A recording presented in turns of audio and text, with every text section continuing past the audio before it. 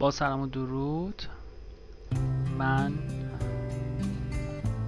GHK هستم، قاسم کشتکار، و از اینکه علاقمند هستید به آموزش مالی خودتون و از این طریق به من این فرصت رو دارید که به خودم خدمت کنم، ازتون ممنونم.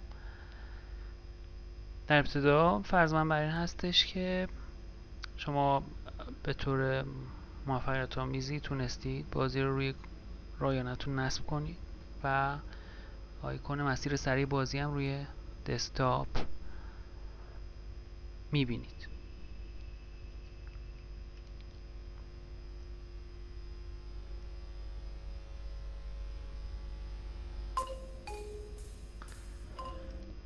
بازی گردش پول در حقیقت بازی از جایی شروع میشه که شما داخل رت ریس هستید. رت ریس معادل فارسیش همون چرخه درجا زدن، مثل یه موشی که دائما داره درجا میزنه، ولی یه جورایی حالا فرهنگ فارسی ما اصطلاحاً میگن بلا نسبت اسب اساری، یعنی اینکه هرچی که هر روز کار رو تلاش میکنید در واقع دارید درجا میزنید و از نظر مالی پیشرفتی ندارید.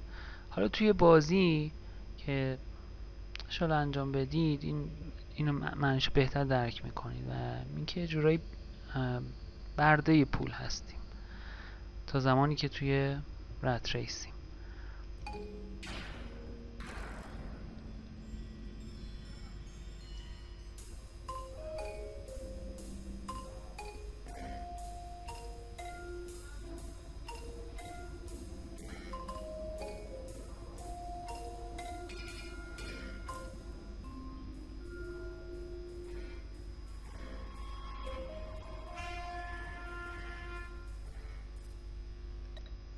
این همون بحث درجا زدن هست که باید اول نسبت به اون آگاهی پیدا کنید به اینکه از نظر مالی دارید درجا میزنید. شاید سطح استاندارد زندگیتون حالا تو هر بالا یا پایین باشه. مثلا ممکنه که توی بازی شما بعدن که حالا بازی بورد گیم رو یا کارتی رو هم انجام داده باشید، دیدید که ممکنه مثلا شغلتون دکتر باشه، پزشک یا خلبان، یا اینکه یه منشی، یه پرستار، ولی همه یه جورایی همه تو رت ریس هستن. سطح استاندارد زندگیات بالا و پایین داره ولی همه توی رت ریس هستن و هدف از بازی 101 این هستش که به شما آموزش داده میشه که چجوری بتونید از این رت ریس بیاید بیرون و برید وارد مسیر فست ترک بشید. فست ترک مسیر پیشرفت سریع مالی هست و من با حالا ترجمه اصطلاحاتی که به کار میبرم مسیر میانبر به شخص موافق نیستم.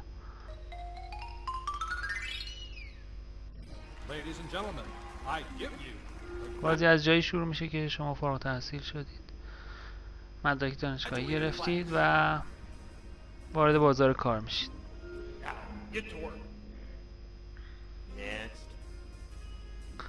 استخدام میشید و به کارتون مشغول میشید.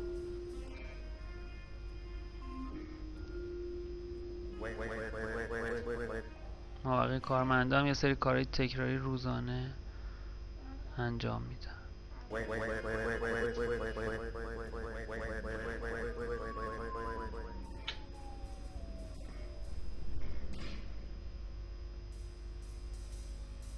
Welcome to the rat race. خوش اومدید به چرخه درجا زدن‌های بی حاصل از نظر مالی. On the rat race, you will be expected to do the same thing day after day with no hope of accomplishing anything except paying your bills. هر روز یه سری به طور روزمره کاری تکراری رو انجام میدید و از نظر مالی هیچ پیشرفتی نمی کنید و نهایتش این است که بتونید به زحمت قبض‌ها و مخارجتون رو در بیارید، قبوزتون رو پرداخت کنید، اقساطتون رو بدید. Possibly. Enjoy your stay. یکی که حالشو ببر.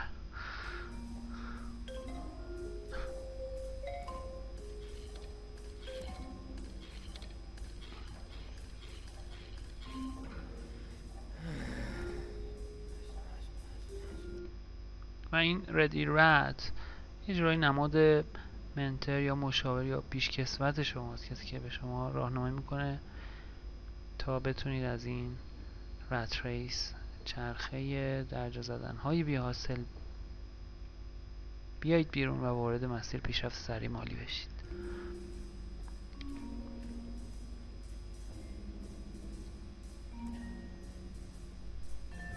Hey kid, let's get you out of this rat race and onto the fast track. هی پسر، بیا بهت نشون بدم که چجوری میتونی از این چرخه بیا بیرون، وارد مسیر پیشرفت سریع مالی بشی. بری توی پیست.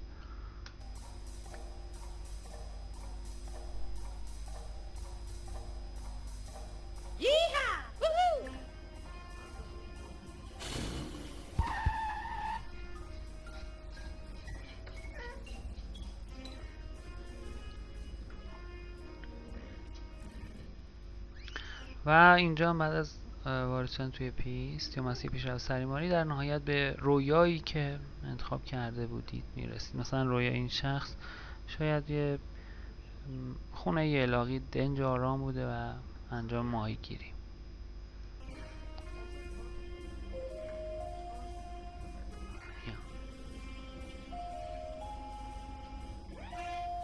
Hello, my name is Robert Kiyosaki on behalf of the من اینجا صحبت‌های خود رابرت کیوساکی رو در مورد بازی میخوام براتون مروری داشته باشیم با هم دیگه، نه اینکه بخوام ترجمه کنم. بسیار از شما میدونم که از من واردتر هستید. با عرض معذرت و شروع میکنیم به مرور کردن آشنایی با این بازی گردش پول. book Rich Dad Poor Dad and also the creator of the board game Cash Flow. من نویسنده کتاب پدر پولدار و در بی پول و همچنین خالق بازی گردش پول هستم. So I want to thank you for your interest in the board game Cash Flow as well as this new electronic version of it. و میخواستم از شما تشکر کنم بابت علاقه‌ای که نشون دادید نسبت به بازی کارتی یا صفحه‌ای گردش پول و این بازی نسخه رایانه‌ای بازی گردش پول هست. When I am asked why did I create this board game, I created it simply because I wanted to be able to find a way of teaching people. وقتی که از من سوال میشه که اصلا چرا یه همچین بازی رو ابداع کردم، دلیلش این بود که میخواستم راهی پیدا بکنم که بتونم به مردم آموزش بدم. The same important financial literacy and financial intelligence lessons my rich dad taught me. درس‌های مهمی در رابطه با سواد مالی و هوش مالی که پدر پولدار به من یاد داد. I had to find a way of compressing it, making it short, making it fun. من باید راهی پیدا می‌کردم که اون درس‌ها رو خلاصه می‌کردم و مفرحشون می‌کردم. To compress basically 30 years of education و into one game board. تا بتونم اساساً 30 سال آموزش رو توی یک بازی خلاصه کنم، توی بازی کارتی یا صفحه‌ای. So I'd like to explain why it was created and also the two main lessons you can learn from this game. حالا علاوه بر اینکه می‌خواستم دلیل ابداع بازی رو بگم، مطلب بعدی این هستش که شما دو تا درس مهم رو از طریق این بازی فرا میگیرید. Lesson number 1 is you'll learn how to be an investor. درس اول این هستش که یاد میگیرید چجوری سرمایه‌گذار بشید. Today all of us need to learn how to invest. امروز همه ما لازمه که سرمایه‌گذاری رو یاد بگیریم. Especially with these flaky 401k and these risky mutual funds and the stock market going up and down, we all need to learn how to become investors.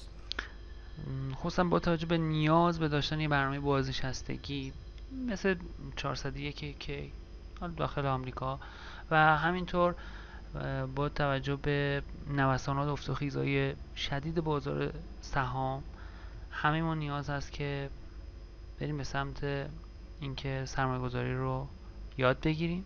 On the board game Cash Flow, you will learn what very few people learn. تو این بازی چیزایی یاد میگیرید که تعداد خیلی کمی از مردم آشنا میشن در موردش، چیزی از اون میدونن. You will learn about the 4 different levels of investor. با 4 سطح سرمایه گذار آشنا میشی Level number 1 is a small deal, که سطح اولش معاملات کوچک هست. and that's where most people should start at. As a این جاییه که بیشتر مردم بهتر از اینجا شروع کنن، از معاملات کوچیک. little boy, I started investing in small real estate and small stock deals. خود منم وقتی که کوچیک بودم، نوجوان بودم، با املاک و مستقلات کوچیک و سهامای کم شروع کردم. Level 2 is the big deal. سطح دوم معاملات بزرگ هست، بیگ دیل. As you get more money and become more sophisticated as an investor in real life and on this board game, you do go to level 2, which is big deals. همینطور که پول در میارید، پول کسب میکنید، سود میکنید و اینکه خبره میشید، چه تو زندگی واقعی و همینطور توی بازی، شما از میرید به سمت از معاملات کوچک میرید به سمت معاملات بزرگتر. The third level is a level that the rich invest in. This سطح سوم سطحی است که ثروتمندا اونجا دارن سرمایه گذاری میکنن. is called the fast track. مثلا بهش میگن فست ترک، مسیر پیشرفت سریع مالی یا پیست. The 1933 Securities Exchange Act defined that only the people who are rich were allowed to invest on the fast track. You had to be a millionaire. طبق قانون معاملات بازار سهام سال 1933 این لحاظ شده که تنها سرمایه‌گذاران صلاحیت دار، یعنی اونایی که واقعا ثروتمند هستن، اجازه دارن که بیان و توی این سطح سرمایه گذاری کنن و این البته به نفع خود اونا هستش که حالا ضرر نکنن. و شما توضیحات بیشتر میتونید توی کتاب سوم از مجموعه کتاب‌های پدر پولدار، راهنمای پدر پولدار برای سرمایه‌گذاری، در مورد اون اطلاعات بیشتری پیدا بکنید و همینطور در مورد انواع سطوح سرمایه گذار. And the fourth level is cash flow 202, which uses the same game board to play that game. سطح چهارم هم بازی 202 هست که از همین صفحه بازی استفاده میشه. Cash flow 202 is what the sophisticated investors use. It's called technical trading. توی بازی 202 دقیقا از همون معاملات تکنیکی استفاده میشه که سرمایه‌گذاران خبره اونا رو انجام میدن. How to use insurance when you invest. اینکه چجوری بتونید از بیمه استفاده کنید وقتی دارید سرمایه‌گذاری How to میکنید. make money when the market goes up and the market goes down. صرف نظر اینکه بازار رو به صعود باشه یا در حال رکود باشه، شما بتونید سود کسب کنید.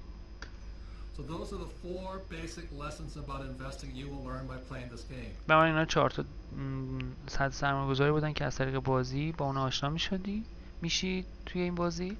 4 lessons that most people never even know exist. 4 سطحی که خیلی از مردم حتی نمیدونن اصلا وجود دارن. 4 levels of investing that most people have never heard about. بسیاری حتی کلمه‌ای در مورد اون نشنیدن. So by playing this game you will learn how to be an investor. بنابراین از طریق بازی شما یاد میگیرید که چجور سرمایه گذار How بشید. to be, you'll be introduced to the really complete world, the complete whole world of investing. و با این دنیای بزرگ و پیچیده سرمایه گذاری آشنایی پیدا میکنید. That's one of the most important things you'll learn from this game. The second thing you will learn is you will learn how to use an income statement and balance sheet. مطلب دومی که فرا میگیرید این هستش که نحوه استفاده از حسابداری، حساب سود و زیان و یا ترازنامه رو با اون آشنا میشید. In other words, you will learn to understand what accountants know. و اون چرا که حسابدارا میدونن شما هم فرا میگیرید. This year's income statement, this is the balance sheet. My rich dad said if you want to be successful in the world of business and investing, you have to be financially literate. پدر پولدار به من میگفتش که اگه میخوای که موفق باشی توی بیزنس و اینوستینگ، تو زمینه کسب و کار و سرمایه گذاری، باید از لحاظ مالی باسواد باشی، سواد مالی داشته باشی. And financial literacy begins with this here. و سواد مالی با همین حسابداری و financial statement صورت وضعیت مالی آغاز میشه. Richard also said that, you know, his banker has never once asked him for his report card. His banker never asked him if he had good grades or what school he went to. همچنین پدر پولدار میگفتش که جالبه هیچ وقت بانکدارم از من نخواست، نپرسید که اصلا کدوم دانشگاه فارغ التحصیل شدم، کارنامه مالیمو از من نخواست و یا اینکه چه نمراتی کسب کردم توی مدرسه دانشگاه. He says in the real world, once you leave school, what your banker asks you for is your financial statement. همونطور که میدونید توی دنیای واقعی بعد از فارغ التحصیل شدن اون چیزی که بانکدارتون از شما میخواد صورت وضعیت مالی شما هست و اصطلاحاً جای دیگه اشاره میکنه که این صورت وضعیت مالی همون کارنامه زندگی مالی شماست تو دنیای واقعی. So the two important lessons you will learn from this game are, one is about the 4 levels of investing, and 2, the levels of accounting. بنابراین دو تا درس مهمی که از طریق این بازی فرا میگیرید، یک 400 سرمایه گذار و دو همین صورت وضعیت مالی یا حسابداری هستش. Given all the problems we've had in the stock market lately, you'll realize that many people, many of the analysts were giving bad financial advice because the analysts could not read a financial statement. اگه نگاهی بندازی به تمام حالا مسائل و اتفاقایی که افتاد اخیراً توی بازار سهام، دلیلش این بود که بسیار از تحلیلگران حتی نمیتونستن یه صورت وضعیت مالی رو بخونن و اون رو درک کنن. They could not see the big companies actually lying and cheating the investing public. و اینا نمیتونستن ببینن که متوجه این بشن که چجوری این شرکت‌های بزرگ دارن وقایع رو تحریف میکنن، یه جورایی تقلب میکنن و دروغ میگن به مردم. So that's why I created the board game Cash Flow. و این دلیلی بود که من این بازی صفحه‌ای گردش پول رو ابداع کردم. Two main lessons. One, the 4 levels of investing, and 2, the importance of financial literacy. دو تا درس مهم، یک 400 سرمایه‌گذار و دو اهمیت سواد مالی. Cash Flow is the only game that teaches you both lessons in one game. گردش پول تنها بازی هستش که این هر دو تا درس رو همزمان به شما آموزش میده. That's the power of the game. It's what my rich dad taught me, and that's why I'm excited about you taking a look at this game for yourselves. و این نقطه قوت بازی هستش، چیزایی که پدر پول رو به من یاد داد و من خیلی مشتاقم که خود شما نگاهی به بازی بندازید و اون رو امتحان کنید.